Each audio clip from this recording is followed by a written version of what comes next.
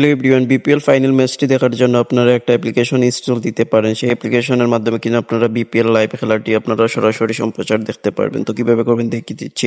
প্রথমে Google Chrome ব্রাউজারটি open করবেন। Open করার পর আপনি সার্চ অপশনে চলে যাবেন। সার্চ অপশনে যাওয়ার পর আপনারা এখানে লিখবেন স্পোর্টসিফাই লিখে সার্চ করে দিবেন। তো আমি সার্চ করে দেখাচ্ছি।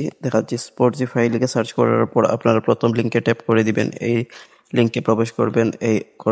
এই লিঙ্কে প্রবেশ করার পর কিন্তু এরকম ইন্টারফেস চলে আসবে। আসার পর আপনারা কাজ করবেন। এখানে লেখা দেখতে পারবেন ডাউনলোড স্পোর্টসিফাই। এখানে আপনারা ট্যাপ করে দিবেন। এখানে ট্যাপ করে দেওয়ার সাথে সাথে কিন্তু ডাউনলোড হয়ে যাবে।